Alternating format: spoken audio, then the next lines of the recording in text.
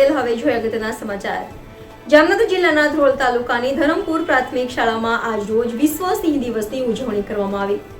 તાલુકામાંથી ખાસ પધારેલ ફોરેસ્ટ અધિકારીઓએ હાજરી આપી તથા શાળાના આચાર્યશ્રી શિક્ષકો હાજર રહ્યા, જેમાં સૌપ્રથમ આખા ગામમાં રેલી કાઢવામાં આવી। ત્યારબાદ ફોરેસ્ટ અધિકારી દ્વારા વિસ્તૃત સમજ આપી દરેક બાળકને ઇનામ આપવામાં આવ્યું તેમજ સૌ બાળકોને નાસ્તો કરવામાં આવ્યો। ધરમપુર ગામમાં વિશ્વ સિંહ દિવસની ભવ્ય ઉજવણી કરવામાં આવી।